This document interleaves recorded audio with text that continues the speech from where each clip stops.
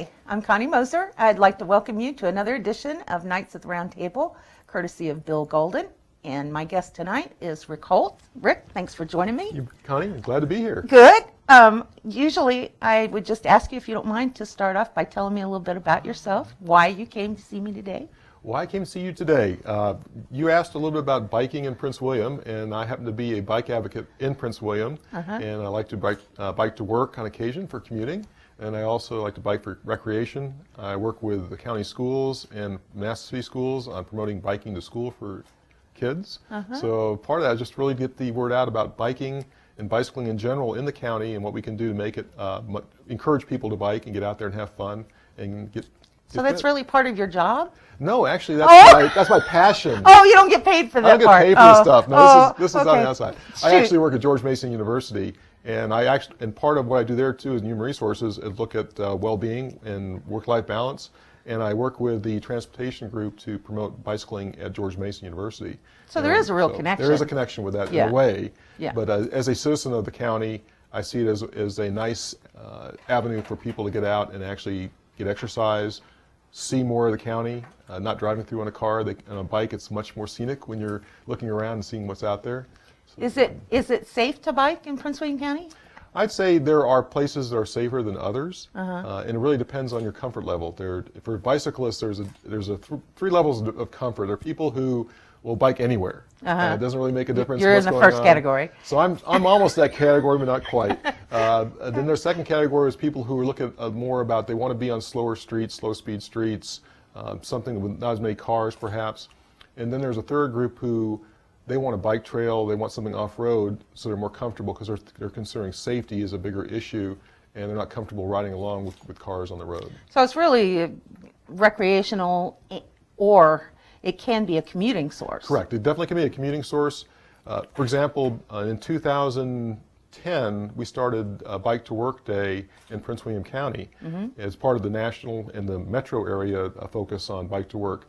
And we had, up to that time, we didn't have a presence in the metro area as far as biking to work. We started with one pit stop at the Freedom Aquatic and Fitness Center at George Mason, and we had 63 people that year. Wow. And this year we're going to have 8 pit stops, and we expect over 250 riders to come out across the county. In 3 years? In 3 years. Wow, that's amazing. So I think it's moving in the right direction. It definitely is. Definitely And I some saw interest you out there. have a list of sponsors as long as my arm. It must be, everybody wants to do this. Everybody sees an interest in that because you're actually supporting fitness. At the same time, you're providing a different alternative to getting to work. I know you talked a lot about teleworking in the past as a way to get things done and not have to get out on the road and spend your time, or maybe waste your time sitting in traffic. Right. You're just like teleworking, you're saving on fuel. You're not spending fuel going out there driving a car. You're actually getting something out of it with fitness as you go to work. Right. So when you're riding to work and commuting.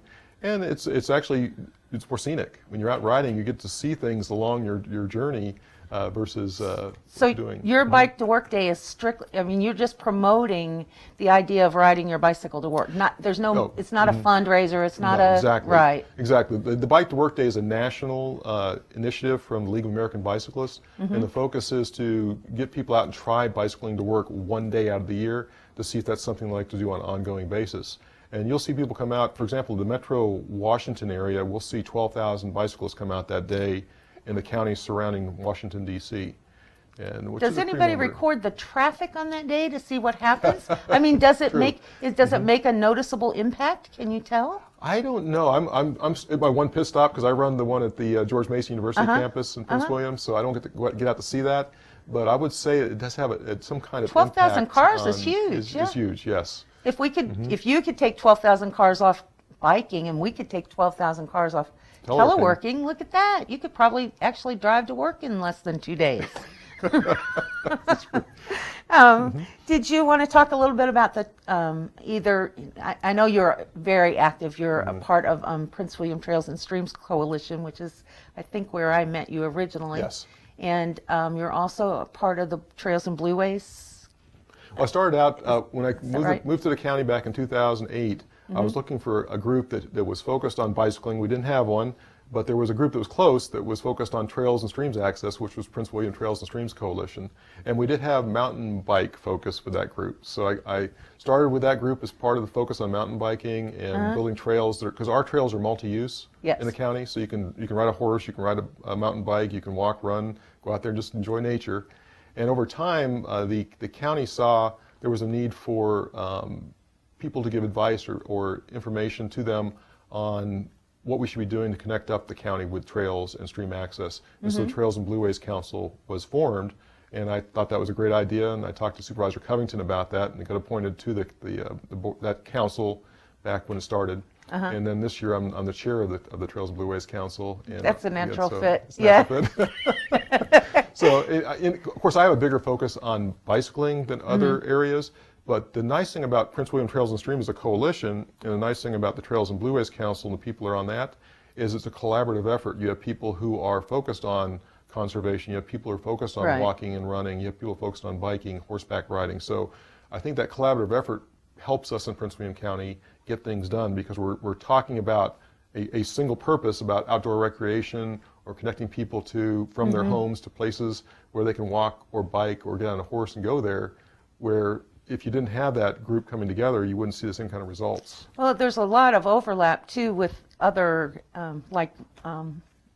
Prince William Soil Conservation District. That's such a big long title. PEW, I can't ever do it. I have to be on my computer and put those letters in. But we worked with them on stream rehabilitation and stream water quality monitoring and cleanups. We always do cleanups. We all overlap on that one, don't we? I think the county does a wonderful job in that. You get people from the Parks and Recreation Department, you get people from the Planning Department, you get transportation people involved, you get the Soil and Water, Public Works. So they're very good about working with the citizens of the county, especially the volunteers, and trying to leverage that volunteer time to actually make things better for citizens of the county as far as going out and enjoying recreation, having a cleaner county, those type of things, which I think is a wonderful thing about living in our county. Absolutely. Is they actually reach out to the community and ask them to be part of that effort.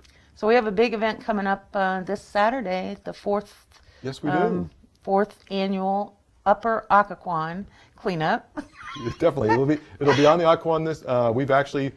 We're moving as we go south on the Occoquan. Last year we cleaned up quite a bit around Davis Ford Road area up in, you're looking at Cannon Bluff, and now we're moving further south towards Lake Ridge Marina and towards Occoquan itself to clean up that area, because there are plenty of small inlets along the Occoquan where trash is moved back into, migrated to, and it's been stuck there. So we're going to... Why don't you just describe that a little bit, what it is we do on that day? Because I always found that kind of an unusual, no place I've ever lived have I seen an effort quite like that. Well, Ed Dandar and Kelly Jimenez from our group, from Prince William Trails and Streams Coalition, the volunteer group, actually work with the county to set this up, and work with actually a variety of other people outside the county to do this too. And we'll have volunteers. I think last year we had 40 or 50 volunteers, and it's a much larger project, but our group is focused more on that Upper Occoquan area. So you'll see canoes, you'll see kayaks, you'll actually see john boats out there, so the people on the canoes and kayaks will get in closer, pick up the trash, the bottles, plastic bottles, the tires, I think a couple of years now we've found pink flamingos, yard. Yeah. So, but anyways, you pick this trash up, and then the john boats will come by, and they'll pick up the trash and take that back to the disposal locations. And there's more volunteers on shore, and they help offload it. So they're either picking up along the shoreline, or they're also offloading the trash and putting it onto trucks so they can be taken to the dump. It's a big effort. It's a huge effort out there. And this year, there's how many? 8 put-in points? I believe so, all the way from Bull Run. I think, yeah. And Who's Run is a relatively new addition to that. Who's correct? Run is, and we actually worked on that earlier in the year, but we saw a need to go back and do some more work on that as well. Okay, well, is there anything else you want to, because, we have a few minutes, we can talk about Sure. anything Great. you like. Well, I want to come back to Bike to Work Day a little bit. Sure. It's on May 17th, so Friday, May 17th. You can sign up. It's at WABA's website. WABA is the Washington Area Bike Association, so you can look for that. That's the county WABA? WABA.org.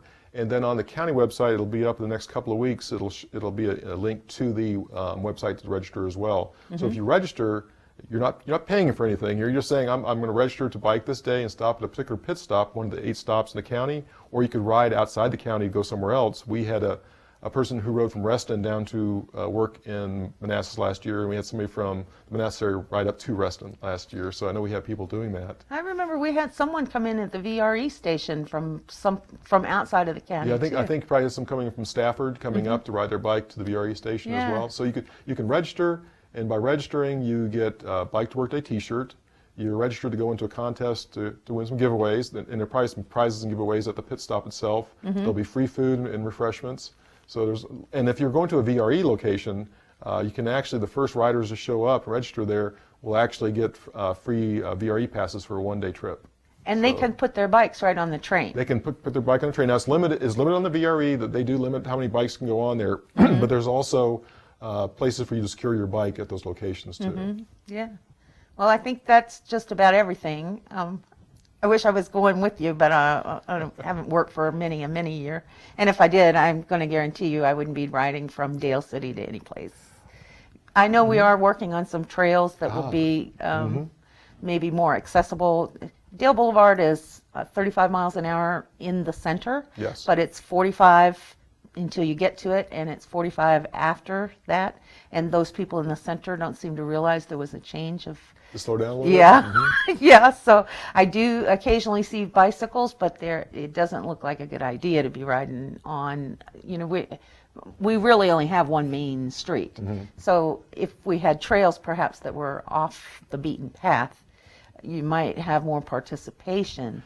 Surely. What we talked about earlier about the different levels of cyclists as far as comfort levels. Again, the one level of cyclists will be on the road, and they're comfortable because they've either had experience or they've been through training, because there is bicycle education you can get. We haven't offered too much of it in the county. Other counties have offered it where you can actually, and I'm a certified bike safety trainer, so I can actually offer training up in the county. I've done commuter training for several groups here in the county to talk about what you need to look at when you're trying to commute by bike, how you need to position yourself, what kind of things you need to do to ride safely. And so there's actually a classic that the League of American Bicyclists offers that goes into more, it's a little more time, probably 8 hours or more, but it helps you understand how to ride your bike safely in traffic and to actually share the road properly with the vehicles.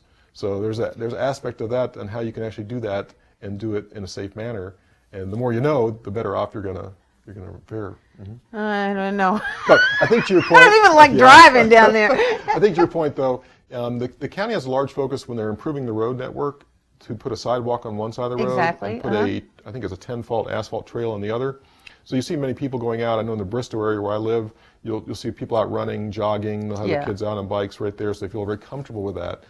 But in a place where we have not enough room to expand the road, perhaps, then there's more of a need to create connecting trails where people can get from their neighborhoods to locations they want to go to, and perhaps not be on the road during that time frame. So there's probably more of a need to look at that. Let me ask you, do you have a funny story to tell me? Because I can't imagine that anyone traveling on a bike as much as you have wouldn't have some experience that merits a laugh or two. Funny stories. I have funny running stories, but not funny bike stories. Well, that's okay. I didn't mean to put you on the spot. But biking story, it's interesting. You get on a bike. Oh, great biking story. See, there you go. You just need the right prod. About it for a second, the right prod. I was leaving the Fairfax campus at Mason, and I was riding down Braddock Road. There's a bike trail along Braddock Road, because Braddock Road's like Dale Boulevard. It absolutely is worse. So there's a smaller, it's not 10-foot asphalt, but it's a smaller one that you can use. And I just probably gotten about a mile or two from the campus, and there was a guy with a tuba walking down the road towards me. A tuba. And he had all sorts of things around it, and he goes out and he does this. He walks the trail and he talks to people. And really? It's really cool about it. And so I talked to him. I just stopped and talked to him for about 10, 15 minutes and had a great chat. And it's funny, but you see something like that, it's unusual. It's sort of, I was in sort of my just getting into my bike focus there, and then all of a sudden stop and you sort of, wow, you're right. But you wouldn't do that in a car, would you? You wouldn't do that. You wouldn't stop, and you wouldn't do that. I'll stop along the way when the trees right now, especially when they're blooming, and I can stop and drink some of my water and take a look at the scenery around me that you wouldn't see otherwise. Yeah.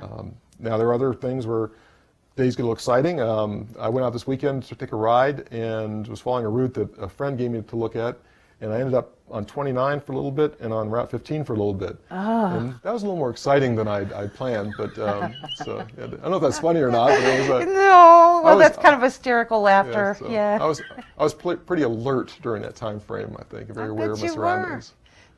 Are cars generally observant, or do you find they're my perception of cars and bicycles is car drivers are just hell-bent on getting to work. Okay. And they're focused on getting to work, and they're maybe focused on shaving too. You know, they're not really looking for other multitasking. Okay. Yes.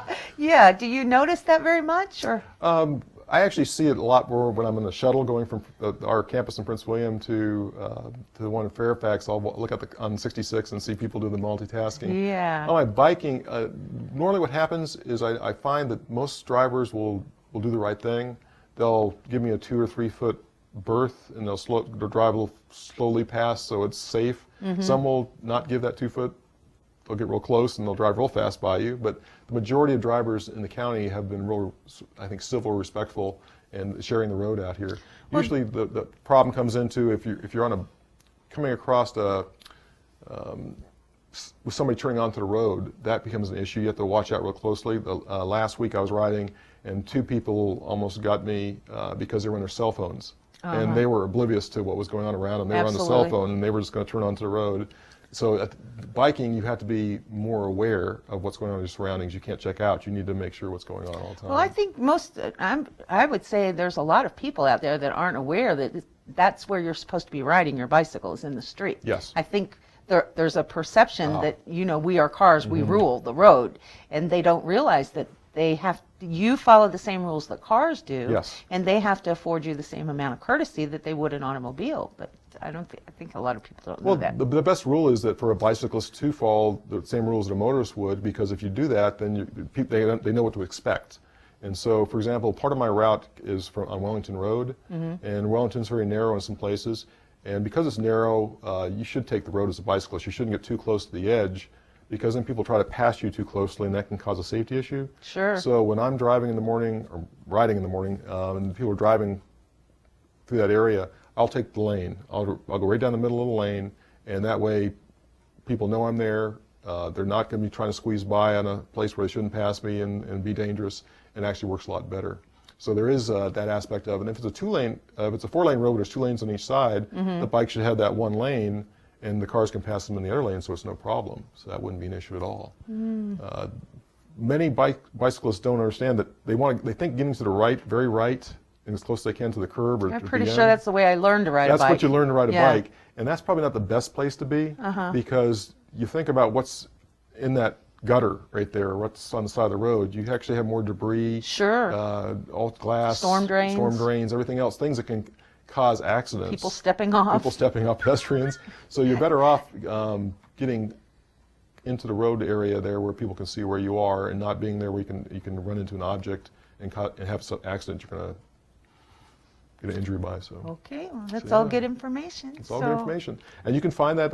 The great place to go look for it is League of American Bicyclists on their website. So it's leagueofamericanbicyclists.org, and they have all sorts of safety information on how to ride on the road with your bike. It also gives information to motorists, because I get asked all the time, if I'm in a car, how should I pass you?